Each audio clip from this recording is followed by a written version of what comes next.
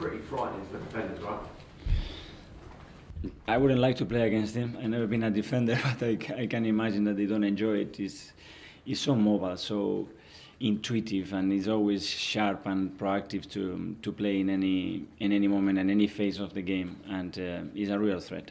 And the atmosphere was very, very good again within the stadium. Do you feel like the fans are as close as ever to you and the team this season? We are telling them, I think every day that we play, it gets better and better. What they've done today with William Saliba after scoring the own goal is something that in my career I haven't seen. And that shows the connection and shows really to be there when it matters and when it's difficult for somebody. And we should be really proud to play in front of them, because that was special. I think that lifted the confidence of Willie and how he played the last minutes after that, and to the team as well. What were your thoughts on the own goal? Do you think we spoke yesterday about paying the bill for mistakes? Does that count as a mistake? The good thing is you pay the bill, but you don't really pay because you win the football match. So it's much easier to learn when that happened. But I'm happier today than I was against Crystal Palace with him, because the way he played after that, I think it was incredible. Yesterday we spoke about execution of decision making, and I think in the final third, I don't think the decision making's been that quick, say last season.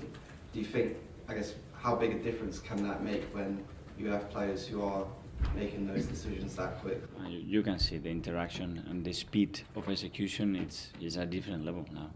The rotation can be the same, but the way they can execute it at that speed and being that precise is completely different, and then it's much more difficult to defend. I know you have like the general structure you want them to play in, but how important is it them playing off instinct as well?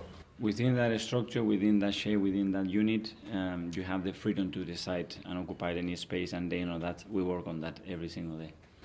Mikel, the big question with Gabriel is whether he'll be able to maintain that sort of level throughout the season, because obviously he didn't play as regularly at City. Yeah. Do you have any doubts that you'll be able to keep him at that level? That's why we are getting him off as well, because I think he's played 18 starts in the last 2 seasons, and we're going to demand him to start a lot of games, so we have to manage that load when we can. The way we train as well is different, and we have to be on top of that, and hopefully we are.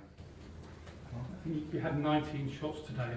You look at Bukayo and Gabriel Martinelli, they also seem to have been lifted by having Jesus in the middle. Has his presence really made a big difference to those guys? I think he lifts the standards, the way every day he's training, the way he's talking today, the way they are connecting.